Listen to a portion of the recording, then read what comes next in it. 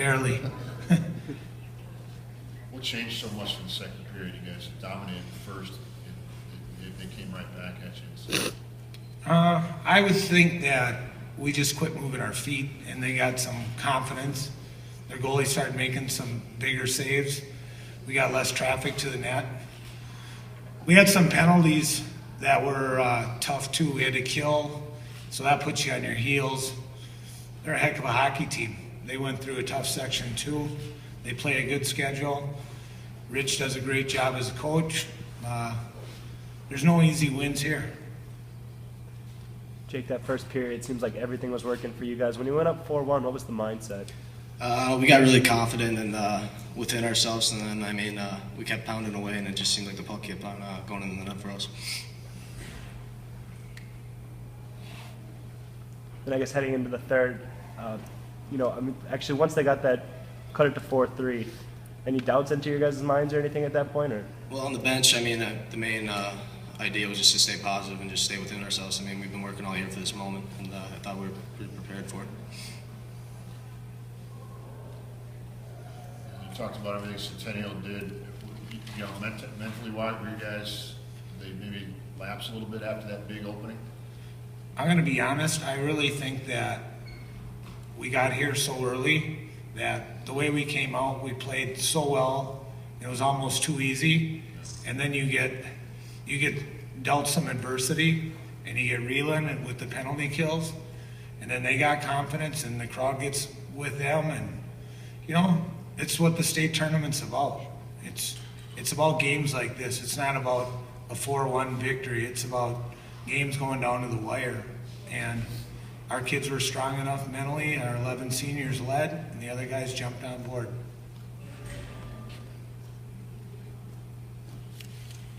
Coach, with Lakeville North, for you guys, what do you expect out of that one?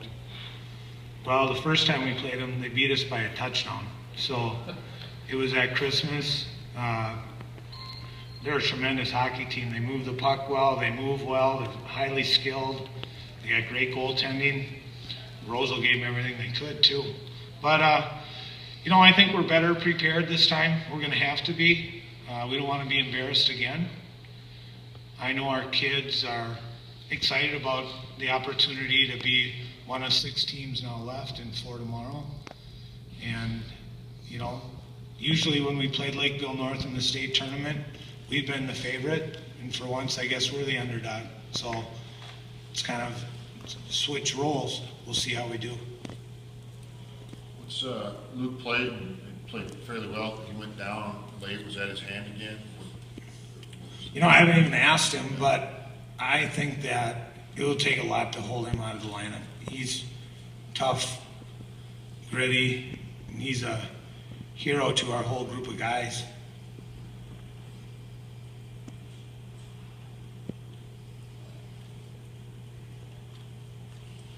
Any other questions? Coach, players, thank you very much. Thank you. Coach, do you say anything special to your team when they got down 3-0? Anything in particular to get them sparked back up, or was that just kind of them playing? I think we just told them not to panic, that we believed in them. Being down 3-0, it was a rough go, not the way we wanted to start. But, we, as a coaching staff, we knew that they could do it, that they had the character to come back, and we just wanted to remind them of that. Kind of going off that character, it's kind of something that's been a part of this team all season, kind of down sometimes, but always showing that ability to fight back. Do you think it's kind of a good way to end the season with that same mentality in mind? Yeah, we're not done quite yet. I think the most important thing after the game was just telling them that we were proud of them, and Reiner had a great thing in the locker room, and he said, we still have 2 games to go here. Let's be proud of what we did. So I think our guys they're disappointed, but I think they're happy about their effort, minus probably the first 8 or 9 minutes. So, after that, I thought we were great. What got off track so badly for you those first 8 or 9 minutes? I think, I don't know if it was so much us or maybe just Eden Prairie having the team that they have. They're very well coached. They're a good team, and maybe that was it. But I don't know if we were horrible. I just think they made us uncomfortable. We weren't playing our game the first 8 minutes. But you know, after that, I thought the guys did a really nice job of regrouping and playing with a lot of pride. I know you're in the pipe, about 5.5 to go.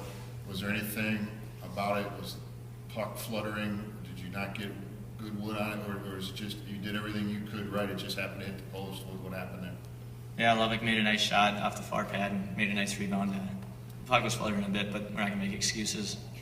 Just rang it off the pipe, and Gertie's made a nice job, or did a good job covering up front of the net. So. And then you said there was about 5.5 to go. You guys did a nice job carrying the momentum. Did you feel like there would be another opportunity somewhere to get a goal there? Yeah, we had high pressure on them in the last few minutes of the third period, so we were feeling pretty good. Blake, how were you able to weather that storm early? I know they outshot you guys 7-0 in the first 10 minutes, but I mean, how were you able to kind of rebound and get it going the rest of the game then?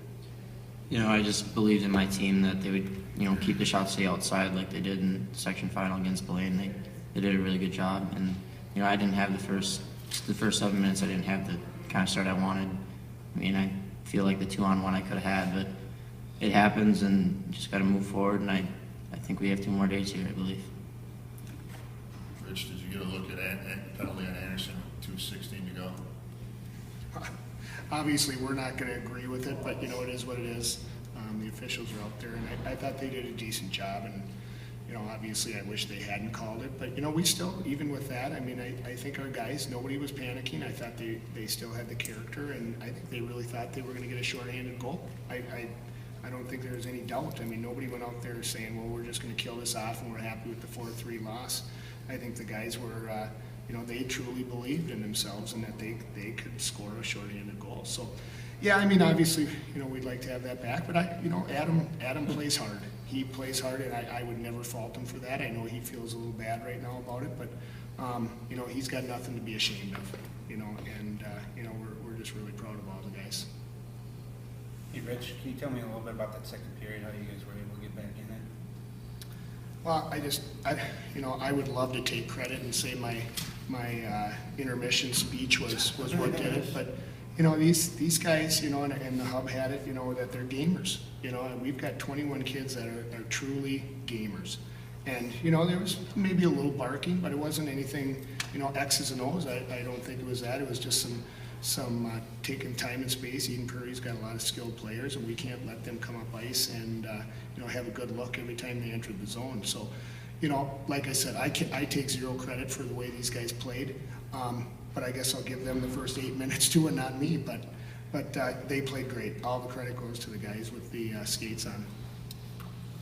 Ryan, what did you say about this team that you guys could have folded down 3-0, but you were able to fight back and make it a game, make it something that people in the stands like to watch?